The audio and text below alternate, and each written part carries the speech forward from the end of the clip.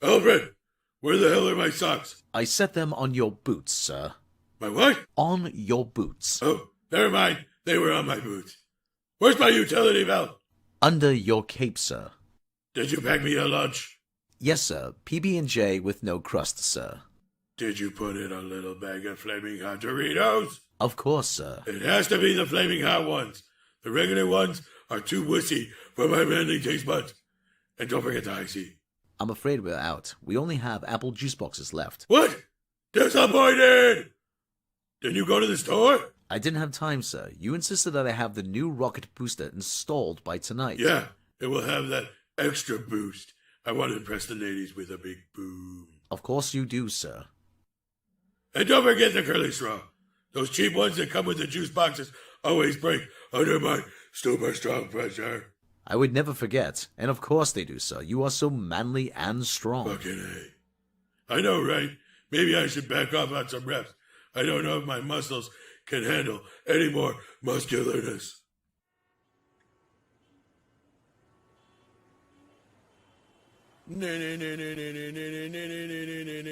Lunchtime. All right. See what we got here. Juice box. Yeah. Wait, what the hell is this? Son of a bitch. Screw it. Not gonna fight crime. Whole night's ruined. Not tonight, Jim.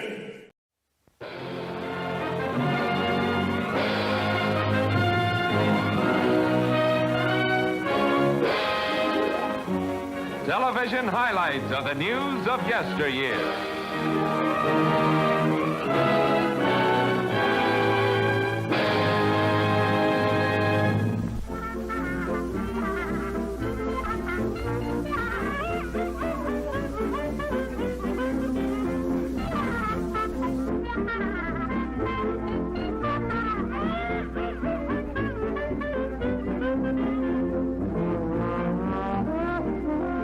Good evening, it's Sunday night. Welcome to Midnight's Edge After Dark.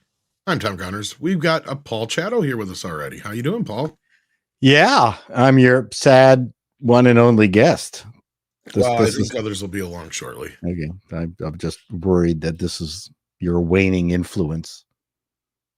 Yeah, because this is pretty much the same kind of stuff I show you in private, Toxie. That's why. You could be on here. You got the link. But welcome everybody to the program. There'll be some more along shortly, but for now, you're stuck with me and Paul. I know it's when Valiant Renegade finishes off his tedious effort, maybe some interesting people will join us. Maybe. I know they're getting close to being done with super chats over there, talking about the grown-up stuff. Yeah, grown-up stuff. Yeah, this is not a time for grown-up stuff, right? This is time for frivolity and stupidity.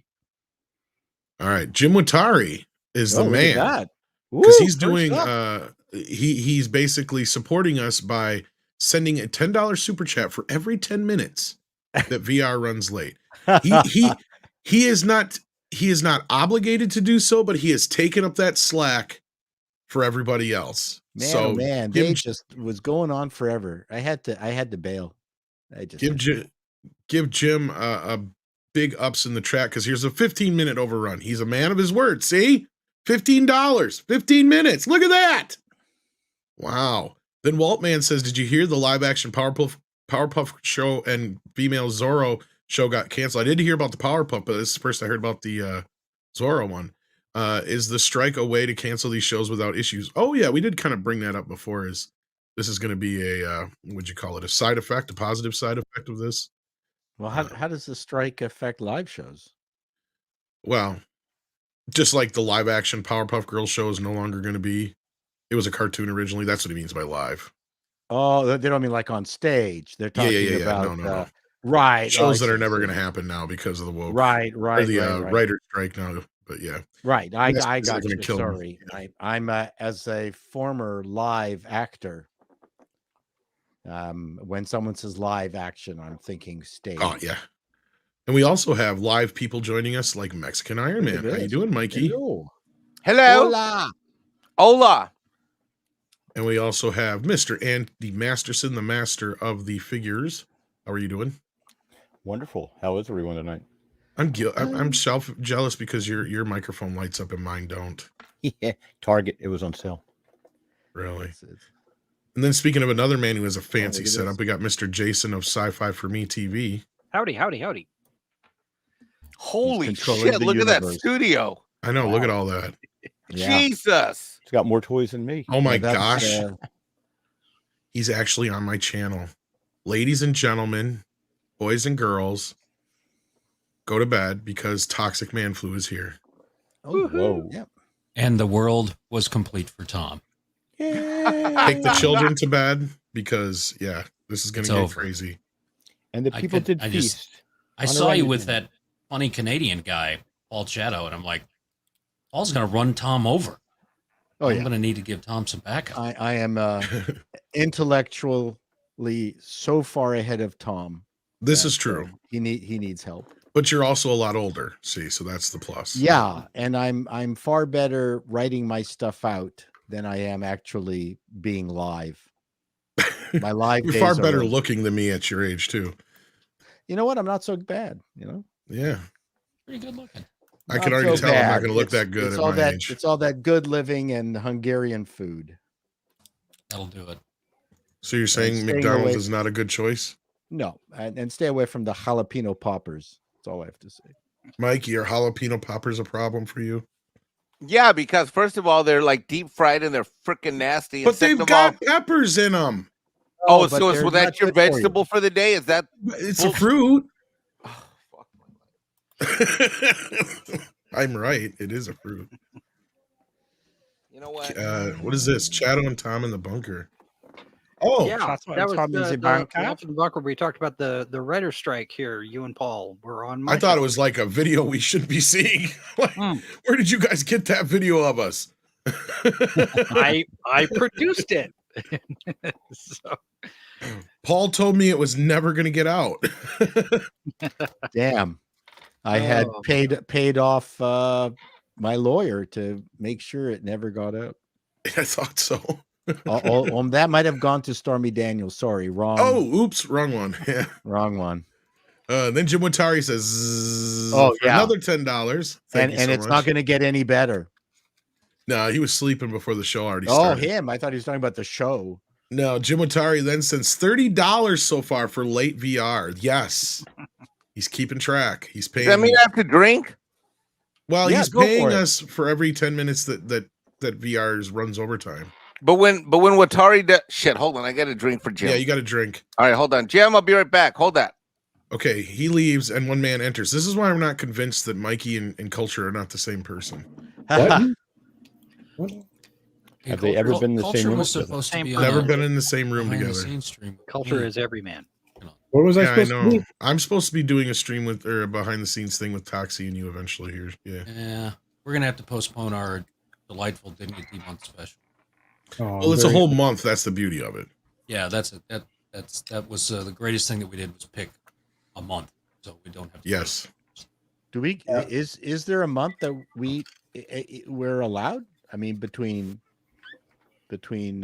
Rainbow Flag Month and Black Not Lives straight Matter. people, but the immortal words of one of my ancestors.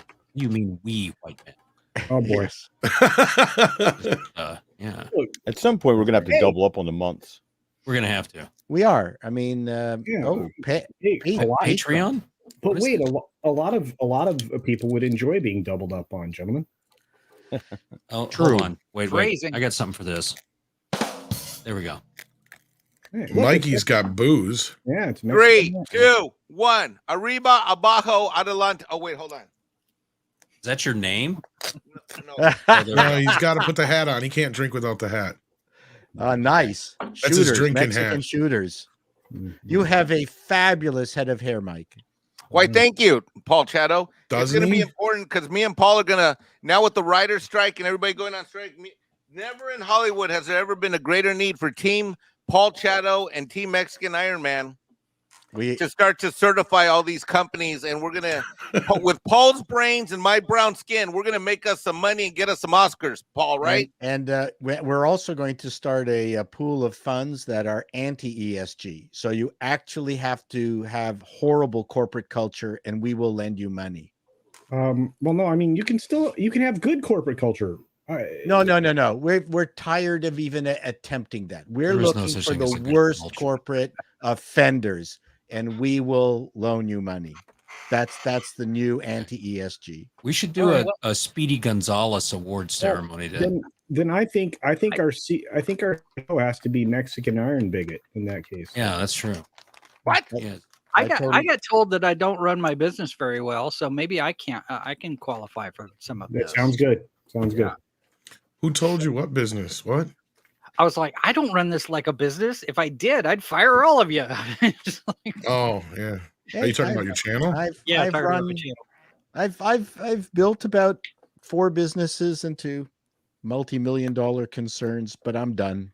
I'm tired. I don't. Yeah, Paul's the fancy one of the group. Yeah, He's I know. so bougie.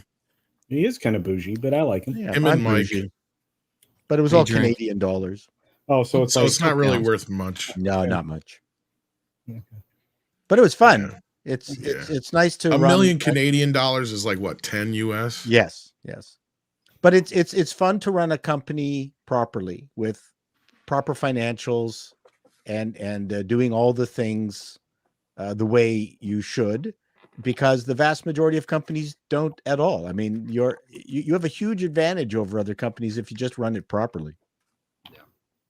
Because it's crazy, especially creative companies, design firms, things like that. They're just nuts. Indeed. And what are you doing there, Andy? What you got? Cleaning up my mess. Oh, I thought you were like. Oh, I got to do that tomorrow. We're ripping out all the carpeting. Ew. My desk goes from mess to clean to mess, clean, mess. Yeah, I know that. That's my life. Paul Chatto, are you actually ripping the carpet out of your own house, or are you going to somebody else's house? We don't know. You're going to take the carpet out? He might be knowing him. They have no idea. This is the new TikTok gag. We go to someone else's house, rip out all the carpeting, and then turn on the cameras and just sort of laugh.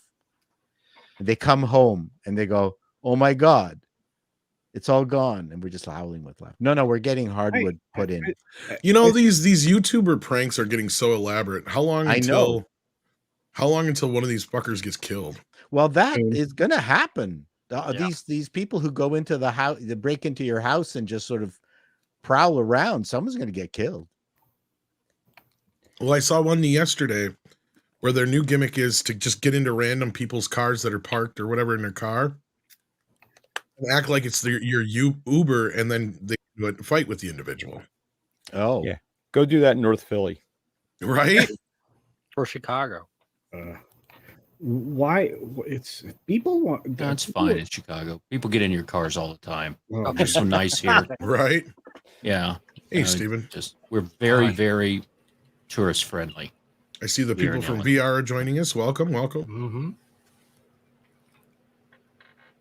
Yeah, but I was like, geez, one of these days somebody's going to get shot doing that stuff. And it's probably going to be Steven. Yeah, because I don't know how to drive and never have driven in my life. So why would I do it? Good question. Because you pull that crap all the time. Oh, yeah, because I just randomly walk up to Mercedes, punch them, and go, how do I drive this thing? Yes. Wait, what do you mean it's a stick? What do you mean the gear shift moves? What is this? You don't have a license? I've never driven a car in my life. No, I've been hit by them. I've only been on the hood. I've never been inside driving. You're immobile and you don't move and you're just sitting around all day on a computer. Tom, picture my mouth just constantly flapping like a mobile hood ornament. That's pretty much what you got there. Just a flab in a chair with probably make a couple of $1,000 a month on OnlyFans with that kind of. Oh yeah, just showing like a quarter of a nipple each month. You know, he's got the world's biggest food. I got to drive a stick shift today after years of not driving one. It was a lot of fun. How many sidewalks did you hit? None, and I didn't even stall it, you bastard. I love you too. Nice. You know, I always ask me what the car was. A 1974 Chevy Vega. Close. I did have a Vega. I had a stick shift Vega. I actually had one. Yes. It was a beige. Nova. No, mine was mustard yellow with the vinyl fake wood, and it was one of those hatchbacks. Yeah. Yeah. an orange Vega. So you had a Vega also. Yeah. It had a wonderful powertrain. So the engine and that huge Chevy transmission could beat the crap out of it. And that's the first thing my dad gave me, so I'd learn how to. The shifter was a heavy shifter. I hated it. Yeah. It was just terrible. You had to punch that clutch all the way to the floor. Yeah, and to go into reverse, you had to lift up that T thing at the the thing, and then I'll put it in the back. That was awful. Yeah. Anyways, I can't remember what happened to the car. It probably rusted away like every other Vega. Yeah, maybe. So I was driving today a 1970 Datsun 240Z. Oh, nice. My son is helping rebuild an older gent's 240Z, and he is also building his own, which is how he got into the. That's a 5-speed short throw. The 1970 was a 4-speed, but it's the long stick. It's like a Datsun 510. Yeah. It's like a classic Japanese. Oh, okay. It's so great. Well, when did they switch over to the short throw? Oh, long, like way into the future. This was fun. I didn't even see you Google that. The short throws. You know what? I'm not a huge fan of them. I grew up on the Austin Americans and things like that with the 2-foot stick shift, and I loved it. It was great. The big ones.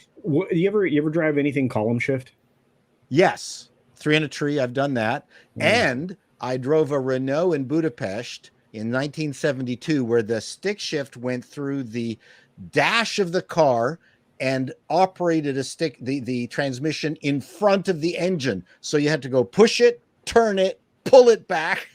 What the hell? God, I love the French when it comes to cars. It was the most insane thing that Renault went. The transmission is in front of the engine at the where the hood and things are. How are we going to get it back to the passenger? We just poke hole into the dashboard and put a stick in there. You just take a guillotine, we put it in the back. Everything fine. Yeah. French design things wonderfully well. But my son is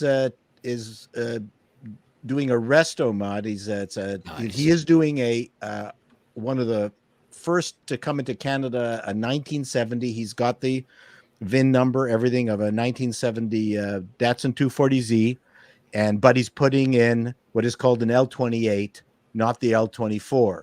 So the L28, instead of making 150 horsepower, can make up to like 200 horsepower with the turbo. So this car weighs about 8 pounds. So yeah, he'll basically blast it off into space. Yes. So, I would love to get one of something that old on a dyno. See what you can bring up. And he's putting in his Subaru limited slip differential will fit. Oh, that'll help. So he's putting in a limited slip diff from a Subaru. So it's going to be gorgeous. Yeah. Speaking of cars in space, not to get too on topic with news topics. No, it's fine tonight, right? I was just about to talk about this is anything. I just was like, my dad's done in cars. Tom cuts me off. Nobody cares about the flu. Go ahead, please do it. How about them Steelers? No, it's all right. I don't want to bore non-car people. Yeah, we'll kill it because I'll go through all this. Dad used to race in the 70s. Really? Yeah. Sure. I used to watch. Did he race Trans Am? No, it was.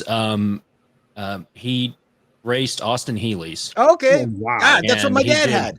Yes, my dad had a 1961 Austin Healey 3000 Yes, Mark he had II. a 58, 59, 60, 61. And he loved those things because, the hood would open up, the wrong way and all that stuff. It was a very light little sports car. Yeah. He would race those. Inline 6? The inline 4, and then they had an inline 6. Yeah, my dad had the inline 6. Yeah. But Dad was pretty good. He blew a block, tore the engine down, rebuilt it in 2 hours, and was back out racing. Wow. He was quite incredible. I've not been able to live up to that man. So there you go. Well, that's pretty cool. I saw an old 1970 Trans Am race with Don Prudhomme and the guys from Penske and man, oh man, I used to watch it at Mosport. And I love Trans Am. Yeah. Trans Am was one of my favorites. And you got those big Corvettes racing up against the 911s and all that stuff inside of it. That was the GT. Yeah, this was like the American AMC Javelin versus the Mustangs and Camaros. The Javelins were monstrous. Jesus, huge cars. Still can't handle for crap. The American cars, but they were all engine, man. You put some Hedman headers on that, the ground shakes like an earthquake. It's like it was great.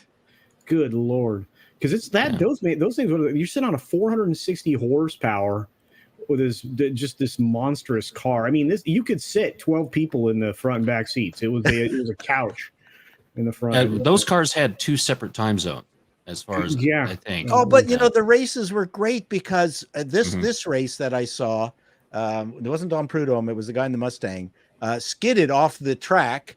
And what was his solution? He was on the grass, mash the gas, just everywhere, wheel across the grass, back onto the track. That's it. Make a decision, go for it. Problem solved. Ripped the tire, and then got into the pits and changed it, and it was a great race to watch. Yeah, we did a lot of that. And see, I raced stuff my like kind of car. This is the kind of shit that would be around if women didn't exist. I said this the other day. This is the kind of shit that would happen if this is the shit we drive. It's a military vehicle, Tom. It's painted OD. Of course it is. Yeah, that is the military's M4. It has multi-purposes. I believe this is a Russian vehicle. Could be. You're right with the star. You can use the mouth there to grab onto shit your enemies as you're rolling down the street, smoking Indo, sipping on gin and juice. Right. I would go through a Taco Bell drive-in with that. That would be yes, epic. Of course. I'll have 45 Mexican pizzas for the Triceratops, and I'll just have a beef taco. I'm good. Diet Coke. Diet Coke. One of my favorite commercials, Refrigerator Perry. That's 4 McDLTs, 4 orders of fries, and a Diet Coke. That. Yeah. I remember that. Yeah. I love racing. I could sit there and we could talk about it for a long time. We did dirt track where I grew up. My grandmother took me, and she loved racing cars and those super modified mini sprints, things like that, where you turn right to turn left. They run those inside at the Chili Bowl in the Tulsa IPE Center. It's one of the world's largest self-supporting buildings, and they'll run races in there. My dad's there with several people that mechanics and stuff he grew up with and knew, and Dad just walks into stuff and just does things. And the people he's met, things he's done are pretty amazing. He walked straight into the pits. Nobody checked anything, all that stuff. He goes over, starts talking to this guy, and they start talking about cars, and they start talking about the Cobras, and Dad used to do those and stuff, back and forth. And then his friend yells at him, "Hey, what are you doing down there?" And they're like, "Oh, yeah, I'm just talking to this guy." He goes, "That's Carroll Shelby." Oh, cool. And Dad's like, "Oh, okay." Well, he starts talking to him. All that. I don't know. And off he went. And like, he's telling me this on the phone. I'm like, "What? Did you get an autograph?" Yeah. So he does a lot of stuff like that. That's cool. Yeah, but I mean, that's what's nice about car swaps and things like that. My son's 24, but he can talk compression. He's actually in the middle of reprogramming his 2005 Datsun Legacy GT Turbo, which he is now upped from 250 horsepower to the transmission to 350 horsepower to the wheels. Oh man! And he's taken out the Subaru ECU and putting his own. Yeah, I mean, it's the computer stuff. When that started happening, it really got to the point where he just couldn't. He didn't want to work on them anymore. Yeah, and, my dad was the same way. He's a Caterpillar guy all his life, and so he's always tinkering with stuff. And he had a friend did the Great American Race, with the antique cars. Oh yeah. He did that twice. The first time they did it in a 1929 Chevy. And really? Nice. And where were they? They were somewhere outside of Vegas and blew the water pump. Oh, no. And some guy somewhere close enough. Did the water pump come at least? Had it in had one in his garage and gave it to them. Wow. And overnight they managed to put that new water pump on, and they were going the next day like nothing happened. And diesel, was he running a diesel in it? No, regular. It's just regular gas aspiration there. But it's that whole. You talk about the racing community in whatever kind of cars you're doing, whether it's antiques or stock car or Trans Am or whatever. You have this group of people that have it's an affinity group, and they will do things for each other just simply because you all have the same interests. Oh, the Austin Healey groups. Oh, man, that's a close knit group. Yep.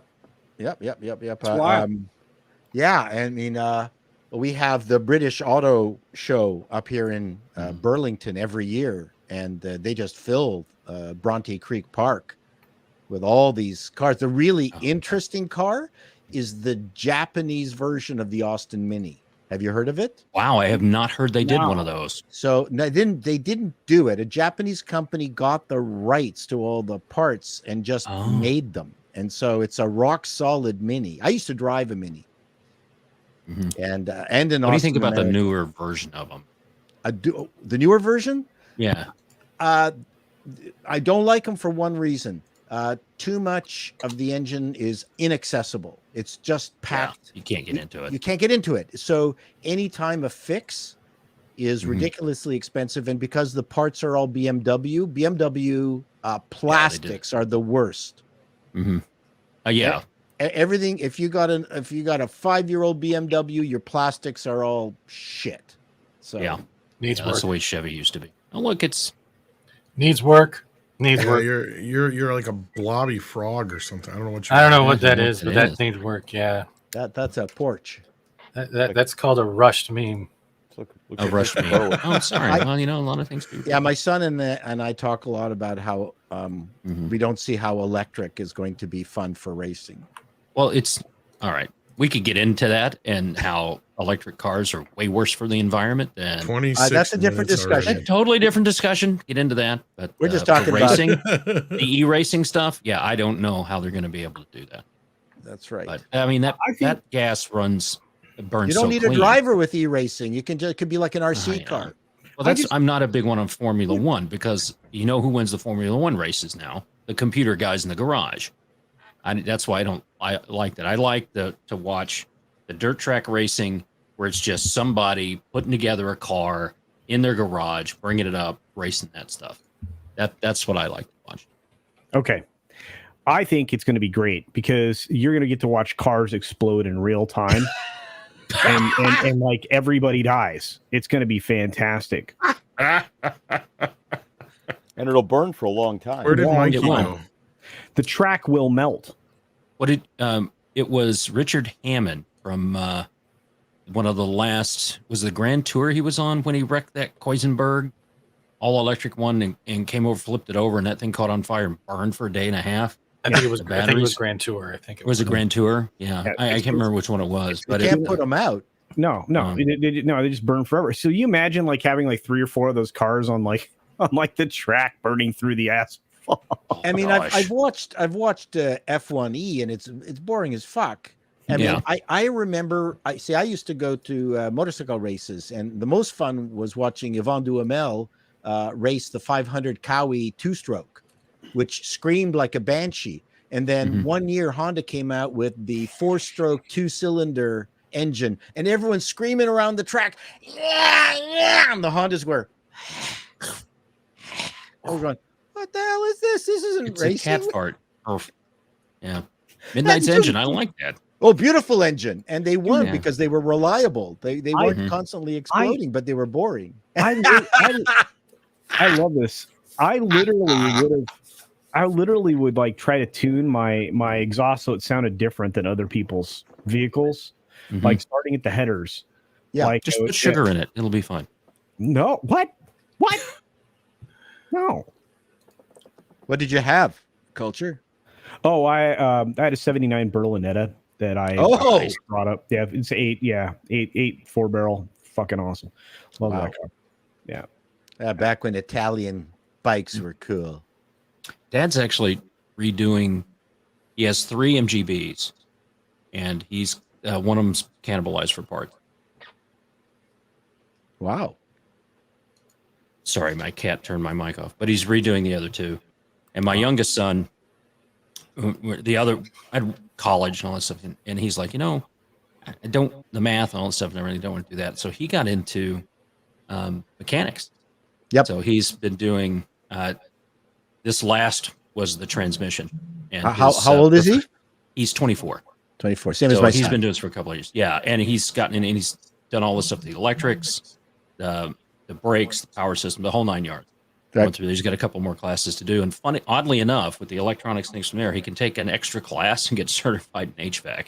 So, oh yeah, my son's really certified great. HVAC. Yeah. He's got his license now as of last year, and because that's of the best way to go. But if he wants to make the big bucks, check out going to the mining. The mining stuff. Yeah. Wow. Those guys. There's no. Yeah. My son was. They tried to recruit him to go into like Inuvik out in the high Arctic. Yeah, they got nobody that wants to go up there. Right. And it's kind of like the medical industry I'm in. There's nobody wants to come and work because it's not easy. You know, and the whole survival thing. He can make good money, can't spend it on anything. I said, do that for a few years. And then buy a place in Boca Raton. Yes. But he's enjoying himself. I mean, he's... there's something about being able to work on and fix something yourself. My dad only had his last 2 years in high school. He only went to English, and the rest of it he went to a vocational college. And he learned machining and portable engines, portable power equipment, and mechanics with cars and woodworking and all this kind of stuff. Yep. He makes knives. He paints. Yep.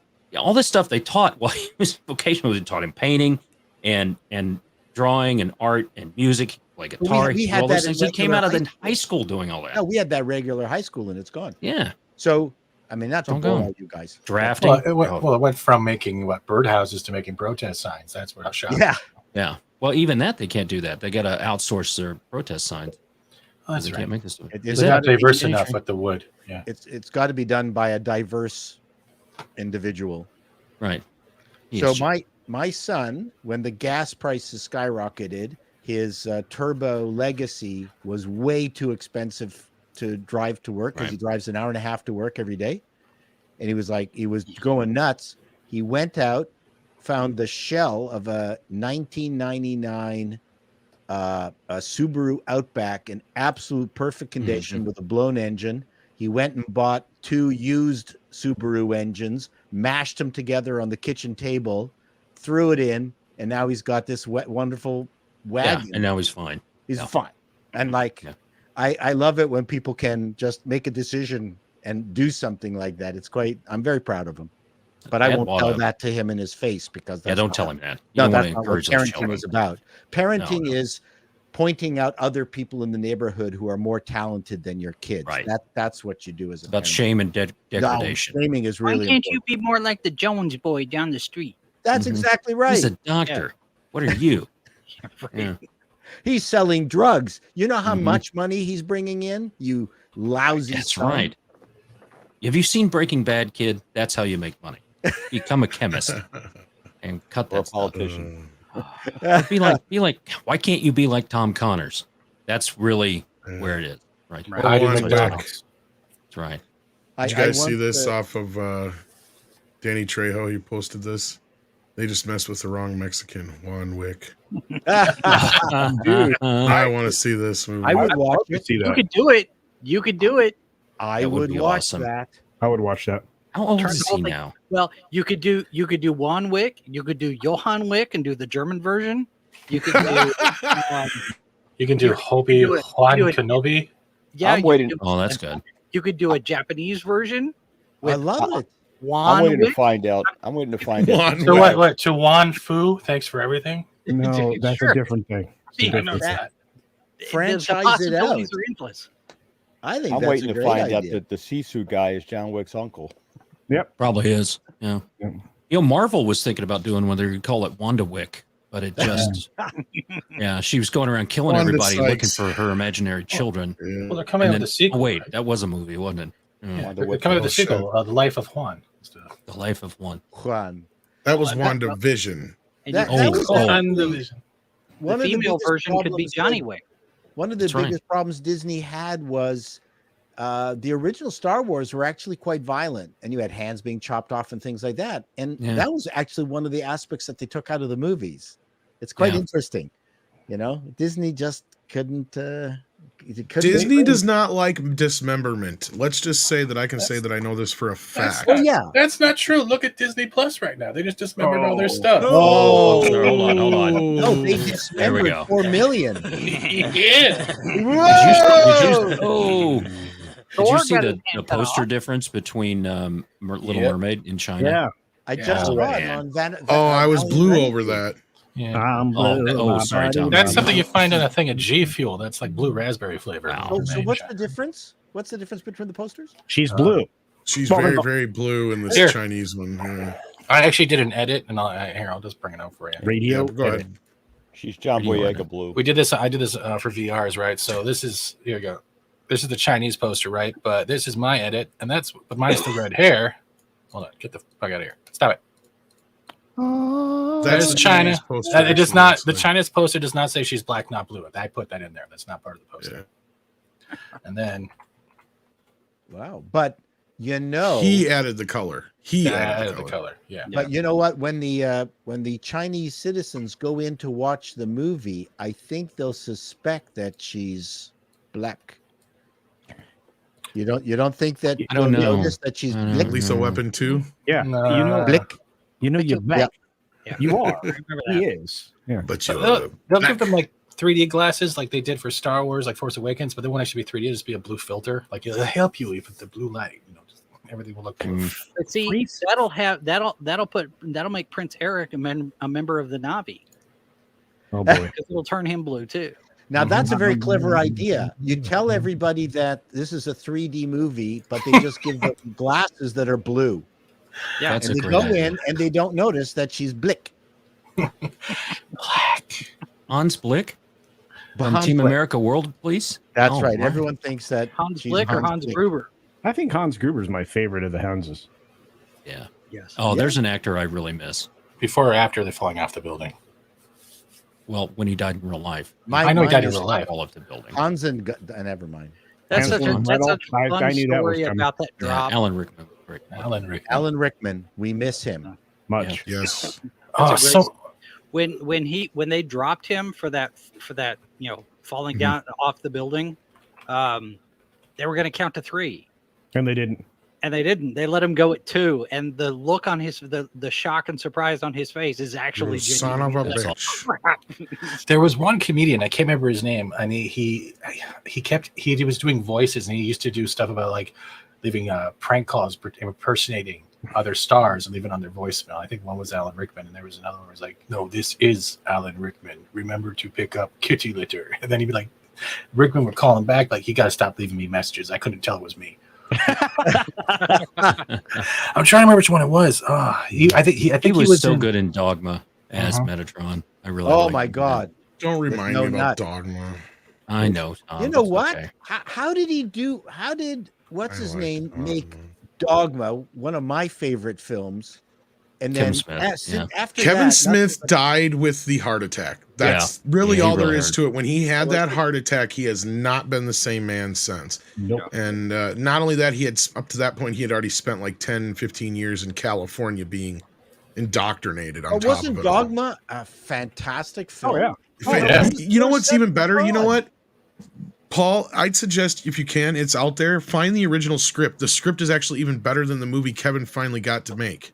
Really? Oh, wow. Yes, it's like epic in comparison. I mean, He a lot just of those lost deleted it. scenes exist, Like but I don't yeah. understand how you go from Dogma to dog shit. Well, that was the first script he wrote.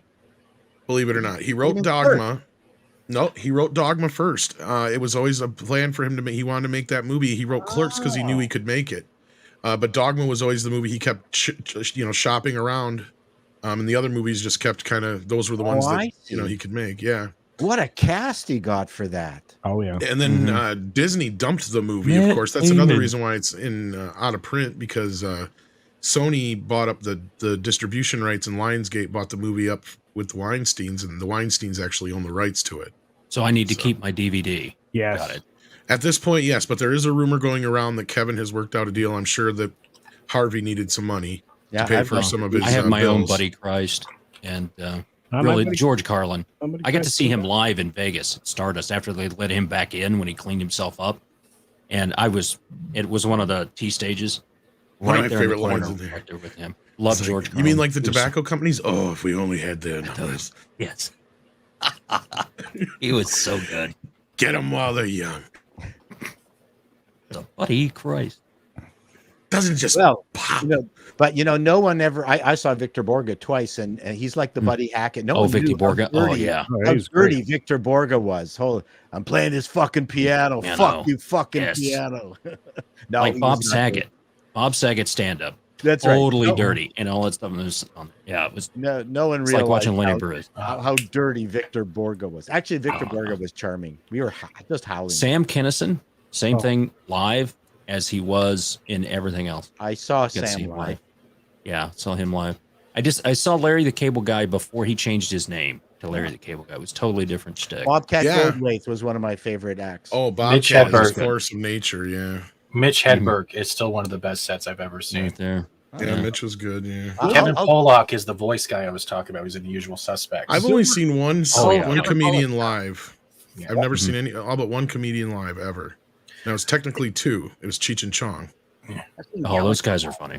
I'll That was a I'll hell of tell a you an show. act that absolutely slayed, and you won't believe it. And that was Red Skelton. Oh yeah, I very can good. see it. So, Oh, yeah. So My as parents a kid, loved him. As a kid, I hated his show, Heathcliff and whatever.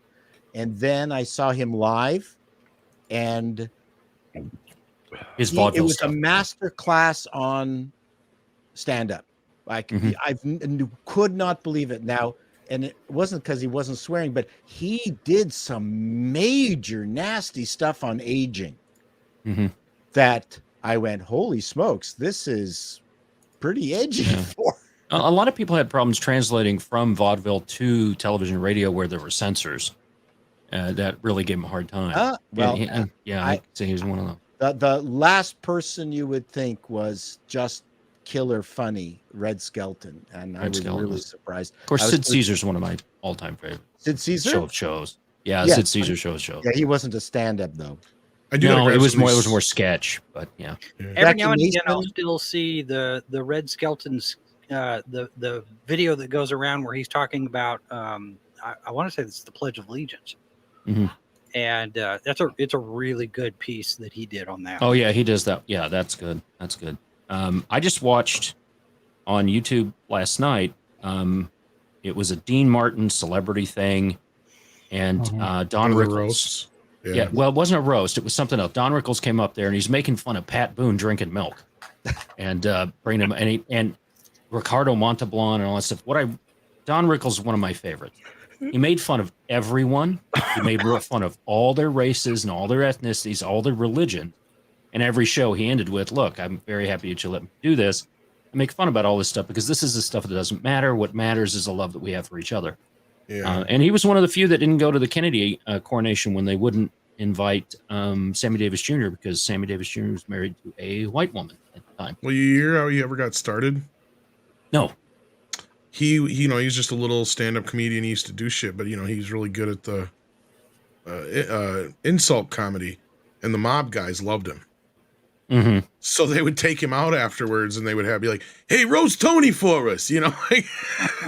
So he got Talk way about up tough in the crowd. Yeah, he got way up in the ranks. Funny, ha-ha. By, Yeah. by chumming and rubbing shoulders with a lot of those guys, basically. Yeah. I lot of them got into it.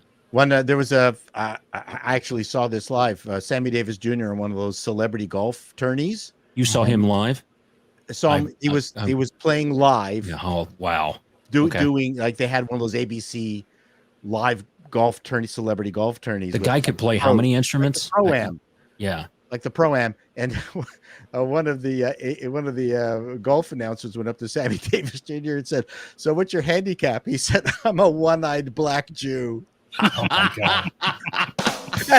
and, like I fell off the chair. I couldn't believe it.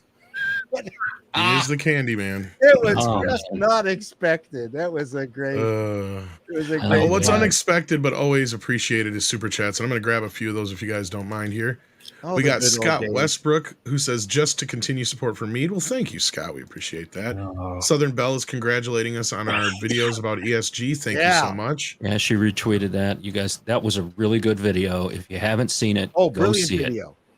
It well done. Well, and it's Andre needed to be just did a done good job. because somebody just needed to explain it in a really kind of succinct way, and I think Bridge Andre did brilliantly. finance. It was a great job. I know all about it now. Midwest Finance, Midwest Finest. Sorry, we have Midwest Finance here, so I'm always used to hearing those commercials. Maybe controversial, but liked Lethal Weapon 4 the most out of the series. I don't know. I don't know if I could fault somebody for that. The only one that I'm not a huge fan of is 2. Like, I like it, but it's like the least of the bunch, in my opinion. They kind of forced it too because they didn't think 1 was going to be that. Well, and the only reason I don't like part 2, and this is my excuse, is because they force that ending with his girlfriend getting killed just so you can have Mel go crazy. It's like, why? I think they learned by 3 and 4 you can just have fun, right? You don't have to keep doing the dour, depressing Which one shit. was the one which had the South African story? That's part 2. Yeah, That's two. I like all that, but like near the end, they end up killing his girlfriend just so they can have this, Mel Gibson going crazy moment. And they actually thought about killing Mel Gibson at the end of that movie. There's an alternate ending where he dies in Danny's arms, basically at the bottom of that fucking whatever they're in that. All he really needed to do was give him a fifth of vodka and tell him to start talking about the Jews, and then it would have been over. Okay, sugar tits. Yes. Well, both of them actually. Glover's a total anti-Israel promoter. No shit. But between the two of them, Did you guys watch the series at all? Or no? Lethal Weapon. Yes, I did like the series. I did like the series too. Yeah, they got rid of the first guy, and then they got rid of the second because of the first guy apparently they didn't like him because he wanted people to do a good job on set or something. But it was really good. He was very good at that. Yeah, we enjoyed that. Yeah, I've heard Damon Wayans was more of the problem, believe it or not. But shocking. Oh, yeah, he was like a whiny blank man. What network was Fox had it? Fox had it. Yeah. But I don't think you can see Warner the Brothers, I original. think, produced it. Yeah.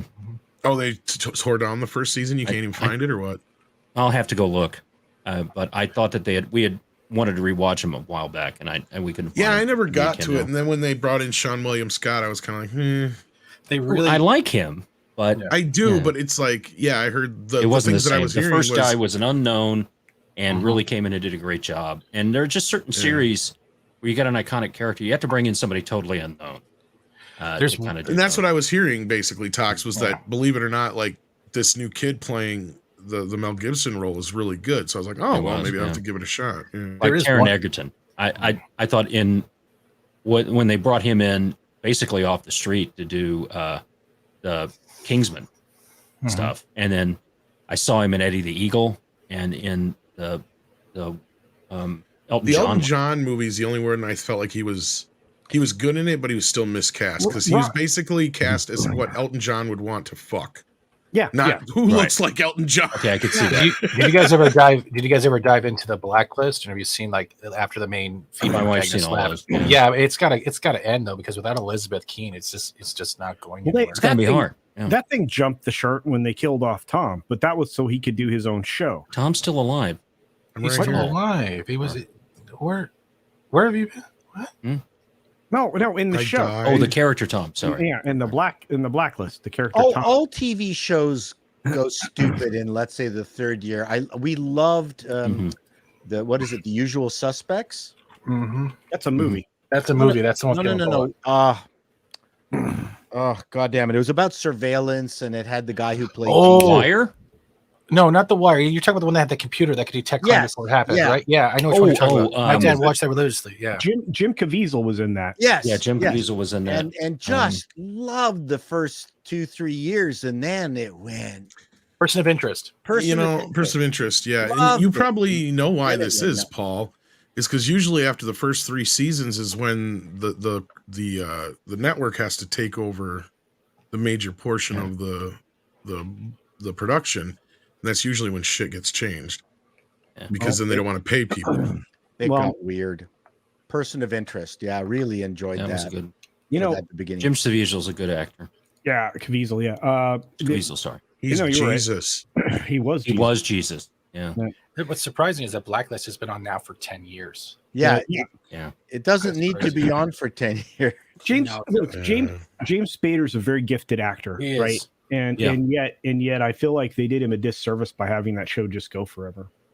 I don't think that's it. I think it's when the Elizabeth King character died out, because no matter what, it always felt like the show went a different way and it kept you kind of on your toes.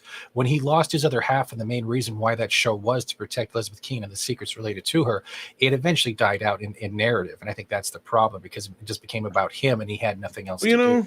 That's an interesting point. And I think maybe Paul, coming from somebody from television, I kind of find this Paul being was in television.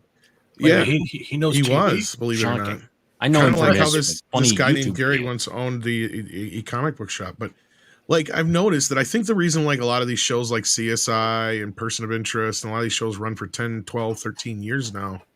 Yeah, they're the basic kind of procedural shows we used to have, but they're also the kind of shows that would have died after about 5-6 seasons back in the day when they actually had some real competition. Do you think that's what it is, Paul? Is that they don't have the kind of... Well, put it this way. In modern TV, if you got right now, if you have a 3.5, 4 share or a 4 share, you get to keep your slot on TV. Back in my day, in the early 90s, if you got a 7.2, you were canceled. Right. Wow. Exactly. Well, and Star Trek's the prime example. That makes of that, right? Gunsmoke even more impressive for the number of years they were on TV. The interesting thing about Star Trek is that for a lot of time, it was number one in its slot. And it's interesting because I've talked to there's a series of books called These Are the Voyages, which are behind the scenes looks at all of this stuff. And I can't remember the guy's name right off the top of my head, but I had him on the show, and he said that the networks killed Star Trek because they didn't like Roddenberry. It wasn't the ratings. That was up front.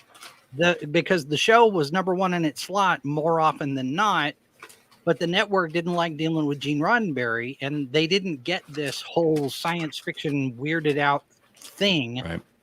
And Wasn't so the other part of it is that the number one demographic was like the 18 to 25 demographic, which technically doesn't have any money. Yeah. So and it was before they changed the demographics as well. Yeah, and then they moved it to Friday night in the death slot. Yeah. Well, a lot of the actors didn't like Gene either. There's some interviews with James Doohan and Walter Koenig and DeForest Kelley and the guy that wrote a lot of the Star Trek stuff. I can't remember his name. Really gregarious guy. But Harlan Ellison can stand it. Harvin Ellison, that's the guy. Harvin Ellison, and they did a series of 4 YouTube videos that I saw of the Dick Cavett interviews, and they were very critical of Gene because Gene was going around using the show footage that he didn't own to do things across the country. And I'm like, well, that's probably where all of the groundswell came from, is Gene going around and doing all that, because they had a huge writing campaign that led to this super franchise it became. Well, and at that point, I mean, when the convention started, Roddenberry saw an opportunity to gin up interest in a new series. That IDIC or whatever and it was. Going through and the whole Idic medallion thing. There's that episode where Spock wears the thing. Nimoy didn't want to do it because he saw it as what it was. It was Roddenberry going through Lincoln Enterprises to sell merchandise. Right. And Nimoy was like, I don't want to do this, but contractually obligated. It's in the show. Let's do it. And Roddenberry did a lot of that, where he was selling merchandise and he was selling stuff on the side through Lincoln Enterprises, without actually really having a license, because, well, I own the show. I can do what I want. And, went through all of these conventions and saw the interest at the cons, and started spinning the stories that the networks did him in, and the networks did him dirty, and we need to get this show back on the air, and blah, blah, blah, blah. So this whole mythology of what killed Star Trek started to build. And a lot of that was Roddenberry just out there telling stories. And by the time the interest came in from the syndicated show, because the syndicated show was doing gangbusters everywhere it was shown in whatever time slot it was shown, they said, well, we need to, okay, let's look at this phase 2. But the network didn't want to do phase 2 because then it would kill the money that they got from the syndication. So there was all sorts of really weird from a writing perspective, Fontaine really was the heart of the. Yeah. Oh yeah, DC Fontana really did a lot. She was really good. And Gene Kuhn was the other one. He invented the Klingons, and it's City on the Edge of Forever. Come on, one of the greatest television shows ever. The thing is about that story. See, that's why Harlan Ellison hates Roddenberry, because Roddenberry rewrote that entire episode. Wow. What you got on screen that episode is not what Harlan Ellison wrote. At all. Now, I think it was Dark Horse. One episode. Yeah, he did one. I met Harlan. You met Harlan? Time, wow. Was he as gregarious in person as he seemed to be on camera? He was a chick magnet. Okay, got it. He loved like Culture Casino. He was a very grabby guy. Oh, that's definitely Culture. Well, I've usually heard the same thing about Gene too. But anyway, Culture, you were about to say something before we got on the Star Trek speed. Oh no, I was gonna bring it back. I was gonna talk about the fact that the number one network right now, at least in the evening during prime time, is CBS, and there's a reason for it. We were talking about them, and this is how we got talking Matlock about. Still on? Well, no, kind of. I mean, that's Queen Latifah. Well, that's why Andy Griffith's still alive. He's contractually obligated. Yeah, he can't die. He's got to come back and what was finish the last Culture two saying? seasons Let of him Matlock. finish. That's why CBS goes with all these procedurals, because they are a comfortable chair for all the older people, because that's their demographic. Yeah. NCIS. That is, my wife loves NCIS. Yeah. And you know what I miss? Do you guys remember Eureka? Yeah. No. That was a great show. It was. It was short lived. They really killed that too fast. We could get into it, but we're not. I mean, as a network guy, I think the networks do not know how to interact with the internet. They do not know how to create synergy between themselves and their streaming. No, they are stuck dealing with the shrinking middle America market. They have no idea what the potential is for what they could be doing. Broadcast is still a powerful vehicle, and they don't get it. They just don't get it. They need to take hints at like things like the way Crunchyroll or other anime sites do simulcast. When they premiere a show on their streaming service, they premiere it the same night on the television. If they had that type of model, you would hit that old middle-aged thing that don't want to turn the TV, watch the show, and you get the people online to be able to watch their show. That's the simplest thing that's right in front of them. Well, and that gets us right to the heart of what the streaming wars is. See, instead of them actually turning their streaming services into an extension of either their television production and studios, they're turning it into the exclusive area to where you got to go find this shit. Because you're right. If they were smart, like I said before, Disney Plus should actually be the Disney Channel. And at the end of the day, if they were showing things like Stranger Things and Cobra Kai and stuff on network TV, they'd be doing great. But like Paul was saying earlier, most successful shows now would have been bombs 30 years ago, 20 years ago. Hell. Right. But Tom, imagine this. Imagine if Netflix actually did the premiere thing on TV and their website. Let's just say Netflix paid money for their own channel on cable television. And you had Stranger Things and all their shows premiering on a cycle like we did with Space or Sci-Fi TV or the Comedy Network when that was back in the thing. And they had the rotation of the different shows. They would swap every 24 hours. They could have done something like that with their content and actually branched the market over and taught everyone else who wants to be a streaming king how to do things. Well, and the networks could be capable of creating their own G4 kind of show that bridges what's happening on network and streaming, and they can talk. They should be talking to more actors, personalities, directors, people involved in stuff, and just creating a fun atmosphere between these two divides, which they just do not want to connect. If I was one of the networks, I would grab all of Mr. Beast's content, edit it down, and turn it into a America's Funniest Home Why Video. do you think that is, Paul? I mean, it show. just seems so easy. Yeah, this seems like such an easy answer. Because I'm the Why do only they not person want to that do knows it? what the fuck he's doing. Yeah, it's got to be. Well, I've and in the lived case in of this world. sci-fi, you had right there with Eureka and Warehouse 13, all those Sanctuary. things, they Sorry. got popular, and because they got popular, they got more expensive. And that was right. I want to say that was right around the time that Comcast bought NBC Universal. And Sci-Fi Channel was going through their whole branding thing because we launched a month after Sci-Fi Channel became Sci-Fi. Yeah. And all of that, we exist because of that. And so this whole thing with Dave Stern, and a lot of people are saying they want to be like USA 2. They want to get away from the science fiction stuff because you had the wrestling and you had the cooking shows and all this reality crap. And so they couldn't figure out what kind of network they wanted to be. Jason, when that happened, sorry, one question. When that happened, that's when the entertainment kind of changed. All of these stuff on those channels changed, and it felt more robotic than actually what it was before, right? Yeah, and because it got really dull, and it felt like it went from did. hey science fiction to hey you're a retard. Whose idea was to do SYFY? Canada. Officially, the story goes that the reason they changed it is so they could trademark it for merchandising in various different markets. That makes some sense. Sure. Now, it got pointed out after all of that NBC Universal already owned the trademark to the Sci-Fi Channel, and they let it expire.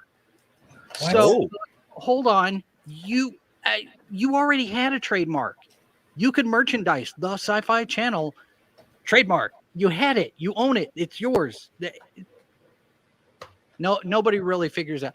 But some people saw it as getting away from science fiction and becoming more like another USA network, which eventually they pulled back from because when they had the executives change over and Dave Stern was gone and Bill McGoldrick was brought in, Bill McGoldrick's marching orders was turn this back into a science fiction channel. No. And it kind of did, but it's never really been the same. All of cable went stupid. I mean, History Channel stopped being History Channel. They started showing Barney Miller because it was old. It was historic. That's somebody with a gender studies degree becoming an executive. We can make fun of that, but that was David Zaslav basically reinvigorating all those channels. Like overnight, he would do that.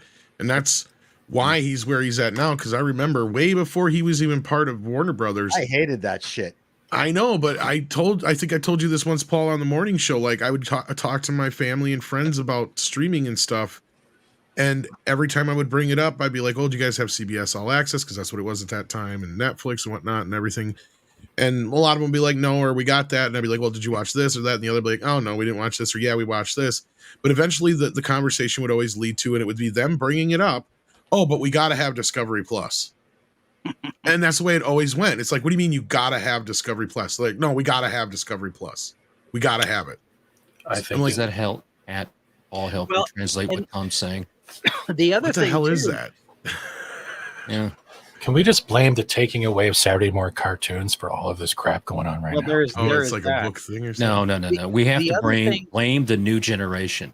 It's always Saturday morning cartoons were killed by Boomerang and Cartoon Network and Nickelodeon and Disney Channel. Well, Cartoon Network too is in the middle of all of that too was when they were going through all of this new hype for transmedia and webisodes. You remember because Battlestar Galactica tried it, and they were going to do everything was going to be in web series and I like the Raptor, and that's what that's what the last strike was about, right? It was because they were trying to figure out all of this crap. And residuals and how do you get paid for it and what it's the same argument to what we're doing now. Kind of hard to get paid out of something that's not making any money. Yeah. I mean, YouTube is, even though you buy the YouTube subscription, they are contemplating and probably going to force you to watch ads. If you're watching YouTube on one of the television. Yeah, they're already doing it. 30 television seconds program. unskippable ads. Unskippable ads on YouTube, even if you've paid for the premium version. On any of their apps that are on a television. Wait, are they gonna limit that? Because there's some people who actually upload 2-hour skippable ads. Let me finish. On the television apps, So if you download YouTube on like your television, like I have, that's where they're going to do it. And they'll they're be not doing it 30 on spot. the phone or on the web browser yet. So it's what they're going to do. 12 months down the road, they're going to do that. Why? Because what all of this streaming service wars and all this stuff showed, the only way you make money in television is through advertisement. Which they've been doing for radio. But are they going to limit that toxic? Are they going to limit that? Yeah, I think to answer your question, Steven, I think it'll be just like they are with the 15-second ads where they're deliberately set up to be only 15 seconds long. Well, because so it'll be ones that are Netflix pre-approved or whatever. It just depends on how it'll be the number. It's going to be 30 seconds. Yeah, it's going to be 30 seconds TV.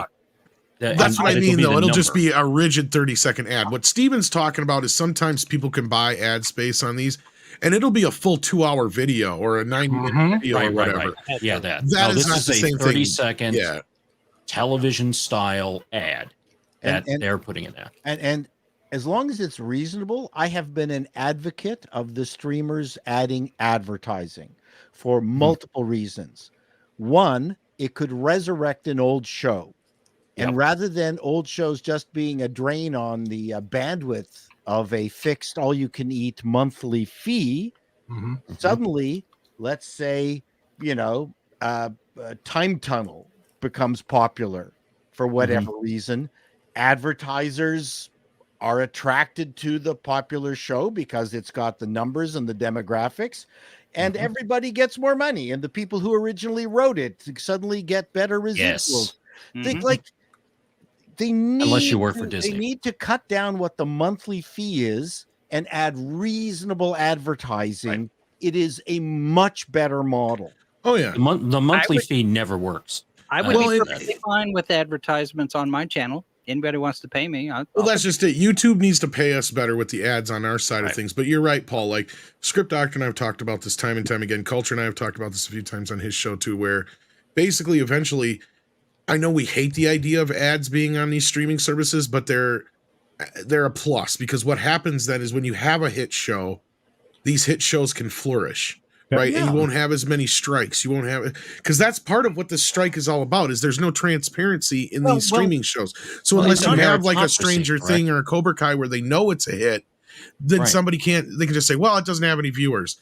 We're going to cancel it or whatever. When it's not true, they just don't want to spend that kind of money. Yeah. That's really it's a meritocracy at that point. You're going to get paid when your show does well, right? Well, as opposed to what happened on CW. Right? And it also gives impetus to the original producers of the show, who might get an extra spiff or whatever for, it becoming popular again. Suddenly you've got entrepreneurship rising up saying, I've got this show on Netflix. No one's watching it, but now I'm going to get money if it does become viewed again through the advertising. So I'm going to go out and going on the road with Shelley Duvall or whoever it is in that show, and I'm going to hype the living crap out of it.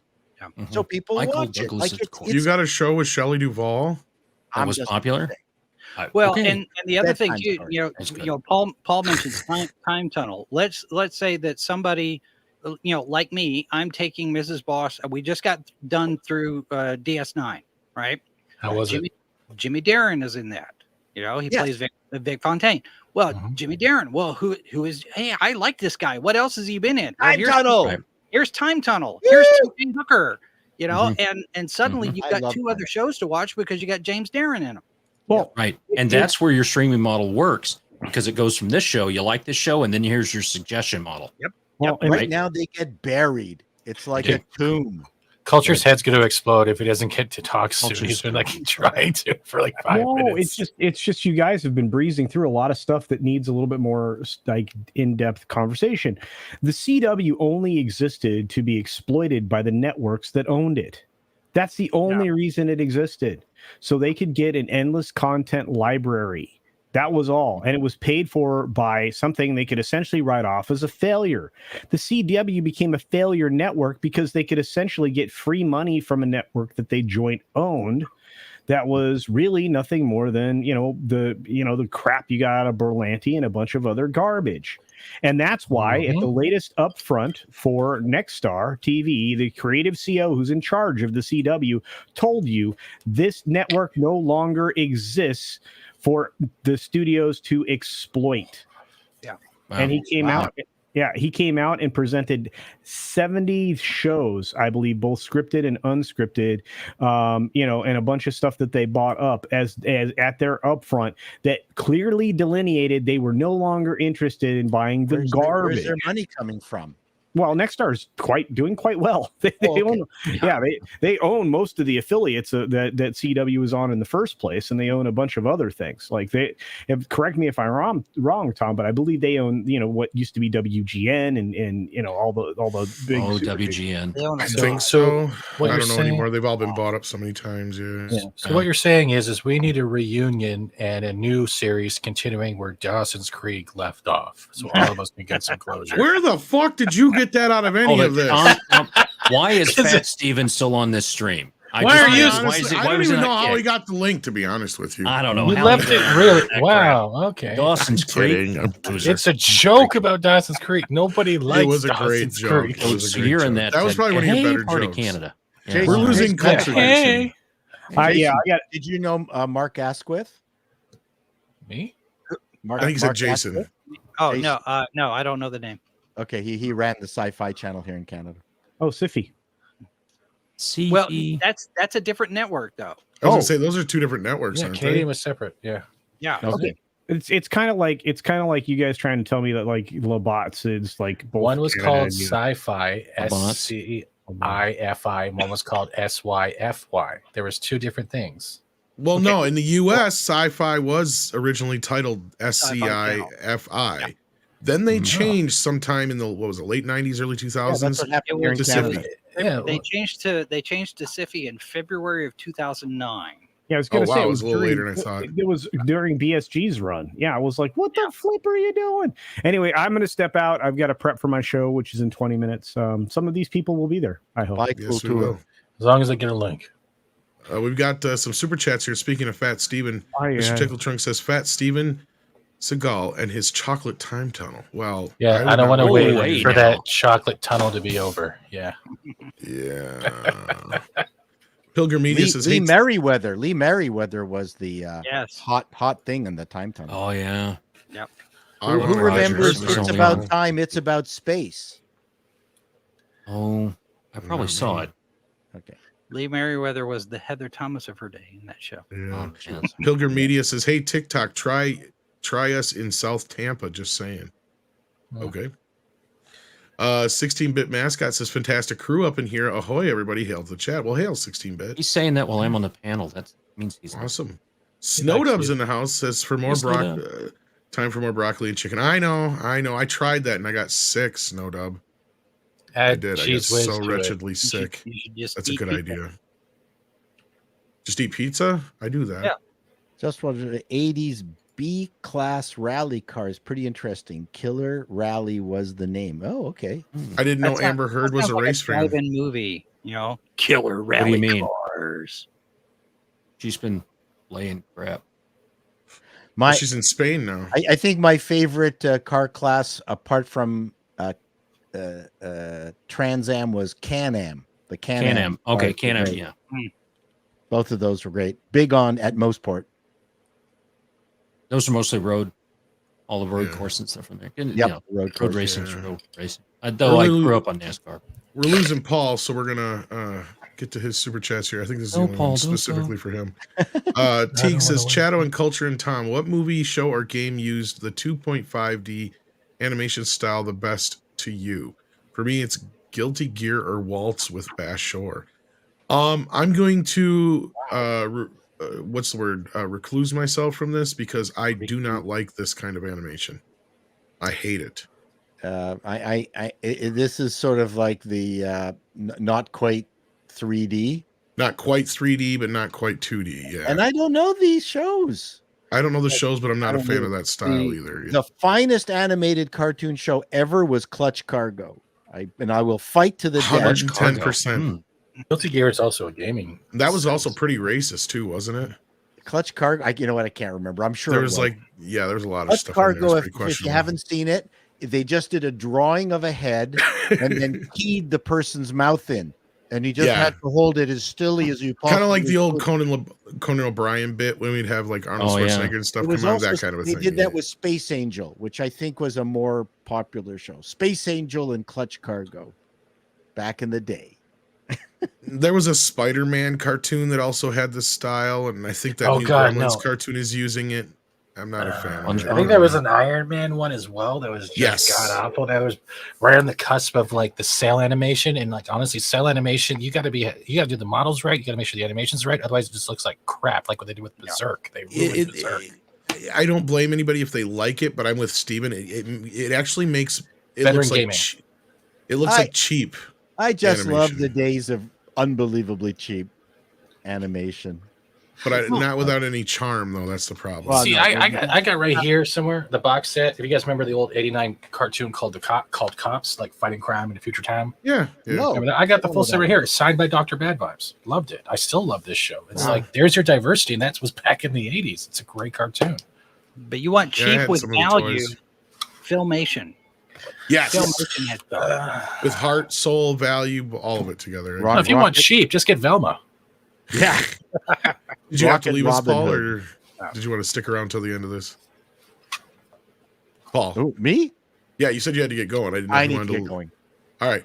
Well, tell everybody what you got going on, because are you going to be on the show tomorrow morning? I have nothing. I'm just chilling. I'm relaxing. I'm going to cut down the number of videos I'm doing just because I want to just take it easy. So that's it. He's going to cuddle that plaque tonight. That's what he's going to do. I'm preparing for being on FNT on Friday. Good luck. And I've got congratulations. The homework is to watch The Littlest Mermaid. I used to be on that show. What? Why are you going to do that to yourself?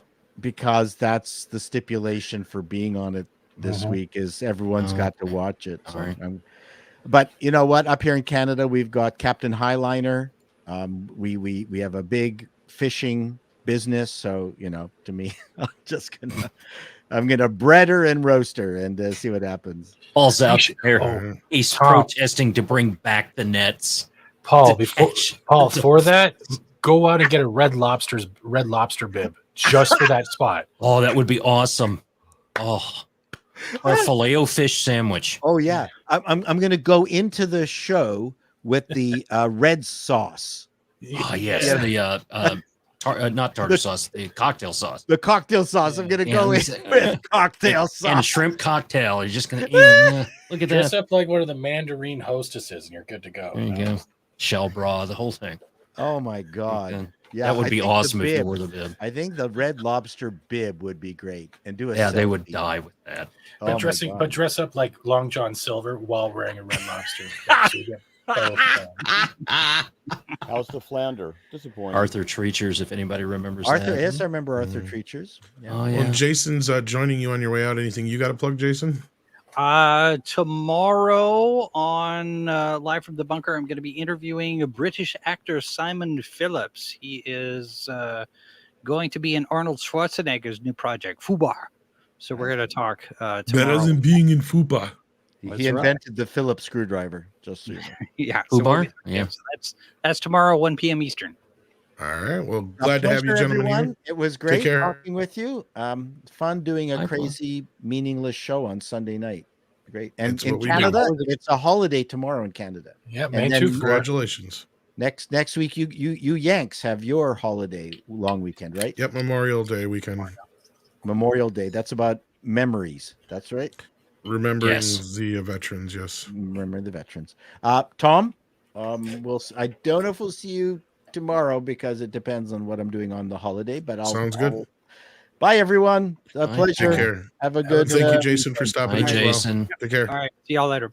Bye. Send our love to the missus. Okay. Take care. Awesome. All right. We got a couple more super chats here, boys. If you can hold out. And then I'm going to show the second half of the second part of the cartoon we showed last time. So for those who are waiting for that, I know there's like a whole maybe two of you.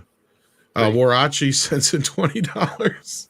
Thank you so much, Warachi. It says ran into Rickles at a bar in Atlanta. Oh, cool. Oh, wow. Said I was a fan. He says, of course you are, kid. I offered to buy his drink. He says, you don't see me reaching for my wallet. He had great stories.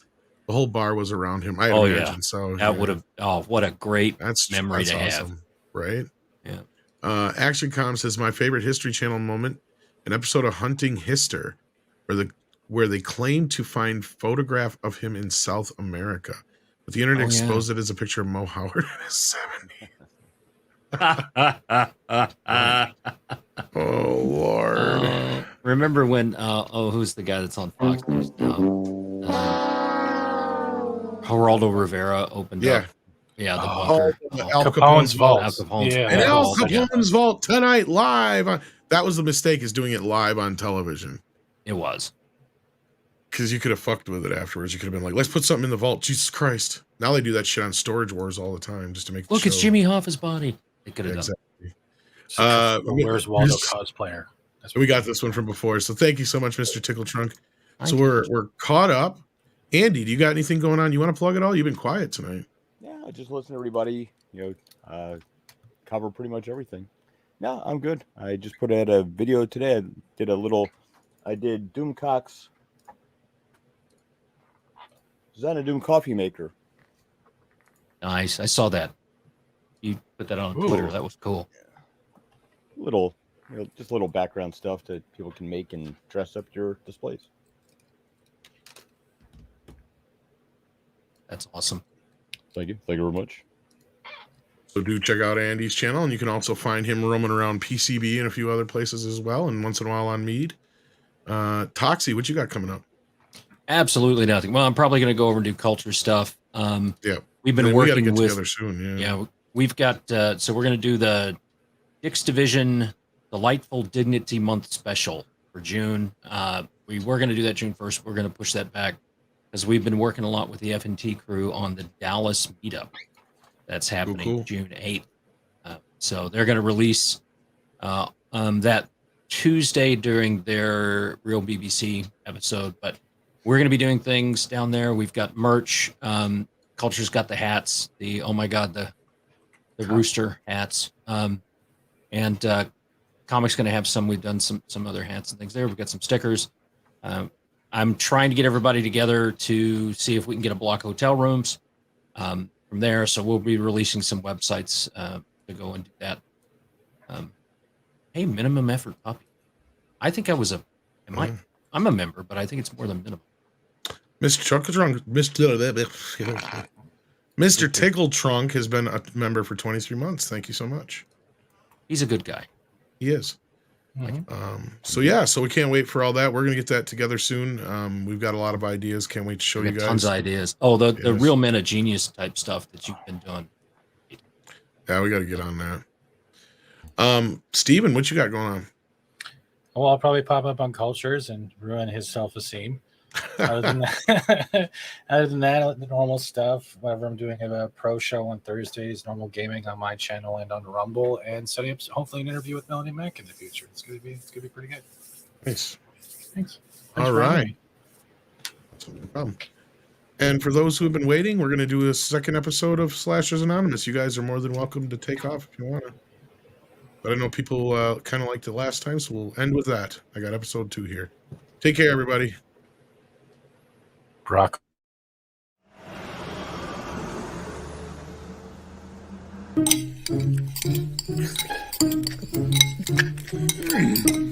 Here's some really good chili. Wow, it's pretty damn chili. Not bad. Yeah, I can even eat it without the little crackers. I really, really, really love the little oyster crackers. They're so cute. He's not kidding. He won't even eat his soup without them. Pussy.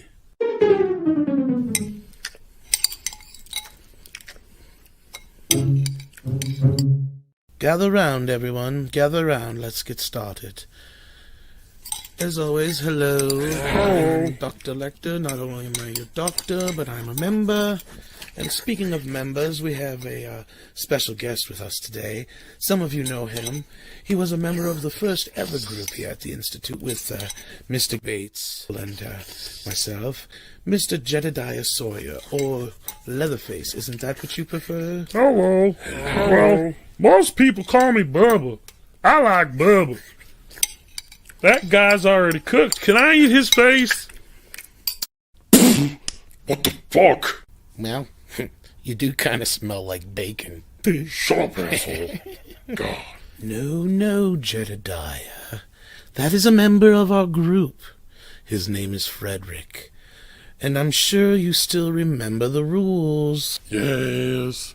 We're not allowed to eat other members. I hate that rule. That's right. So, as you all may have assumed, Jedediah has a bit of an eating disorder, much like myself, and it's causing him a lot of issues with authorities and cars piling up. We had a breakthrough for Mr. Sawyer, where it would make more sense for his family to wait for buses full of people to restock their freezer at the family restaurant instead of individual cars and trucks at a time. How has that been working out, Jedediah? Well, great, actually. We fill it up in 1 or 2 hauls instead of bunches and bunches, and it's a lot easier to get rid of a bus or 2 instead of tons of cars and trucks. Where there's a will, there is a way. And that's what we're here for, to help. And I see you all are enjoying Jedediah's chili. It's from his family restaurant. What the fuck? Oh.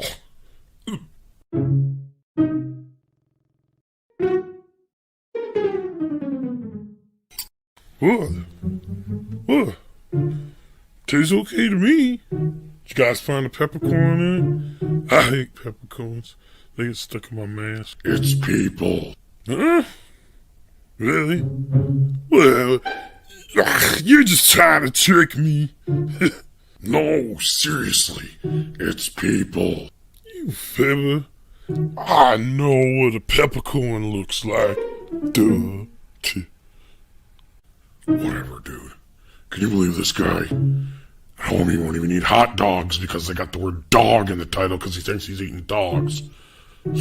I'm just glad I had Culver's on the way over. It's a secret family recipe. So, you're from down south? Yes, sirree. Texas. Where are you from? Well, I'm from down south, too. Much, much farther down south. From a place called Hell. Oh, is that anywhere near Dallas? You're prickly.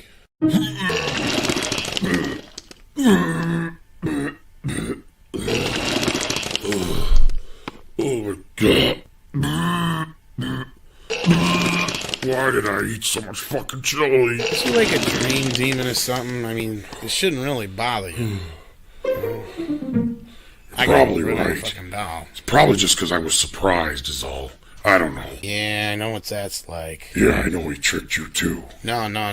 I'm married, remember? Would you like to hear a joke? Yeah, I like jokes. They're funny. Do you know why you must buy so many shoes in hell? I don't know. Why?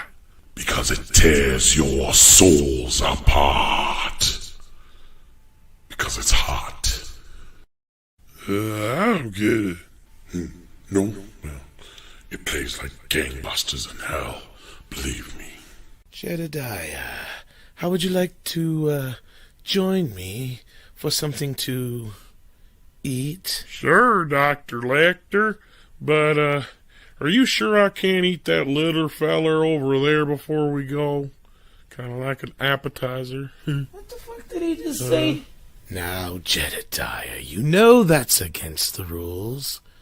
Besides, he's plastic.